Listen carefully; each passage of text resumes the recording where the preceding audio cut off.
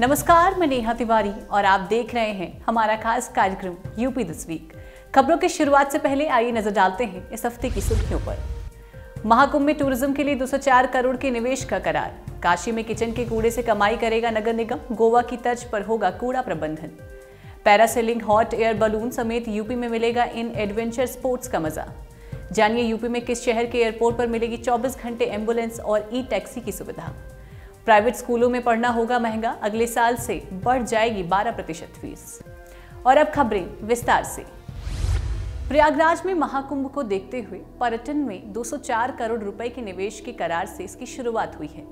प्रयागराज में 2025 में लगने जा रहे महाकुंभ को लेकर अभी से निवेशकों के अंदर निवेश की रुचि दिखने लगी है। प्रयागराज कुंभ 2019 का प्रदेश सरकार ने जिस भव्य और दिव्य अंदाज में आयोजन किया, उससे त्रिवेणी की पावन भूमि पर 24 करोड़ से अधिक लोगों का आगमन हुआ था। सरकार का अनुमान है कि प्रयागराज के आगामी महाकुंभ 2025 में 40 करोड़ से अधिक लोगों के आने की संभावना है। प्रयागराज में अभी 204 करोड़ रुपए के निवेश पर एएमओ पर हस्ताक्षर हो चुके हैं। प्रयागराज में आगामी महाकुंभ में आने वाले श्रद्धालुओं की संख्या को लेकर पर्यटन क्षेत्र में निवेश करने वाले निवेश खासे उत्साहित है। प्रदेश सरकार की नई पर्यटन नीति में प्रदेश धार्मिक, आध्यात्मिक और सांस्कृतिक पर्यटन को नई ऊंचाइयों तक ले जाने की अपार संभावनाएं हैं। प्रदेश सरकार में पर्यटन नीति अनुमानन प्रोत्साहन के लिए 22 नई गतिविधियों को जोड़ा गया है, जिसमें wellness resort, heritage home stay, budget hotel, heritage hotel, star hotel, eco tourism की इकाइयां, कारवा टूरिज्म, प्रदर्शनी तीर्थ यात्रा, धर्मशालाएं, all weather seasonal camp, reservoir, झील, वेंटिलेशन टूरिज्म तथा एडवेंचर टूरिज्म शामिल है। इसमें होटल इंडस्ट्री के लिए निवेश आधारित सब्सिडी की व्यवस्था की गई है, जिसमें 10 करोड़ तक के निवेश पर 2 करोड़ और 500 करोड़ से अधिक के निवेश पर 40 करोड़ रुपए की सब्सिडी दी जाएगी। हेरिटेज होटल के लिए 10 लाख से 10 करोड़ के निवेश पर 25% की सब्सिडी, इसी तरह से 50 करोड़ पर 20%, 200 करोड़ तक 15%, 200 करोड़ या उससे अधिक पर 10% की सब्सिडी दी जाएगी। इसके अलावा होटल को उद्योग का दर्जा मिलेगा। बढ़ते हैं अपनी दूसरी खबर की ओर। प्रधानमंत्री नरेंद्र मोदी की संसदीय क्षेत्र वाराणसी में अब गोवा की तर्ज पर कूड़े का प्रबंधन किया जाएगा। इसके लिए वाराणसी नगर निगम के 3 अफसर गोवा का दौरा कर उनके कूड़ा प्रबंधन की तकनीकी को देखकर और समझ कर आए हैं। उसके बाद अब वाराणसी नगर निगम के जरिए उसी फॉर्मूले को यहाँ लागू करने का प्लान तैयार किया जा रहा है। जल्द ही इस नए फॉर्मूले पर वाराणसी नगर निगम काम करेगा और हर दिन लोगों के घरों से निकलने वाले कचरों को 2 हिस्से में उठाएगी। नगर स्वास्थ्य अधिकारी एनपी सिंह ने बताया कि गोवा में घर से ही कूड़े को 2 हिस्से में उठाए जाते हैं। घर में ही लोग गीले और सूखे कूड़े को अलग रखते हैं और हर दिन जब उनके घर गाड़ियां जाती हैं तो वो इन कूड़ों को नगर निगम की गाड़ियों तक पहुंचाते हैं, जिससे कूड़े का निस्तारण आसानी से वहां की नगर निगम कर पाती है। इसके लिए जिस तरह से गोवा में जागरूकता अभियान चलाया गया था, वैसे ही वाराणसी में भी जागरूकता अभियान चलाया जाएगा। बताते चले कि गोवा के अफसर जल्द ही वाराणसी आकर यहाँ के प्रबंधन की तकनीक को देखेंगे और उसमें कैसे सुधार किया जाए, इसके लिए टिप्स बताएंगे। वाराणसी के घरों से निकलने वाले गीले और सूखे कूड़े का इस्तेमाल भी अलग अलग होगा। किचन से निकलने वाले गीले कूड़े से जहाँ खाद और गैस का निर्माण होगा, तो वहीं सूखे कूड़े से सजावटी सामान को बनाया जाएगा, जिससे इन कूड़ों से कमाई भी होगी। बढ़ते हैं अपनी तीसरी खबर की ओर। एडवेंचर स्पोर्ट्स के नक्शे पर अब यूपी चमकेगा। इसके लिए चुनिंदा शहरों में स्पेशल एक्टिविटीज शुरू की जाएंगी।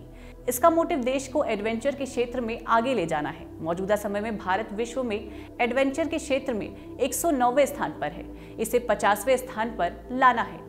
नेशनल एडवेंचर फाउंडेशन ने एडवेंचर स्पोर्ट्स को बढ़ावा देने के लिए एक प्लान तैयार किया है। इसे देश भर के 400 लाइफ मेंबरों, 40 चैप्टर व 50 एसोसिएशन चैप्टरों के जरिए पूरा होना है।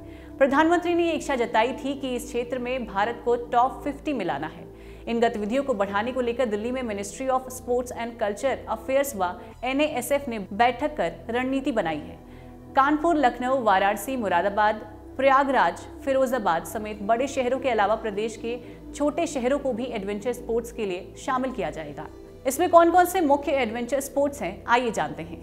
Microlight flying, parasailing, hot air ballooning, paraplane, paramotor, winch and power gliding, para jumping, sky diving और स्काई साइकिलिंग, वाटर स्पोर्ट्स जैसे वाइट वाटर राफ्टिंग, बोटिंग इत्यादि, ग्राउंड स्पोर्ट्स जैसे कि bungee jumping, trampolining, slingshot, zip line, Burma bridge, valley crossing, जॉर्निंग wall, climbing आदि शामिल हैं।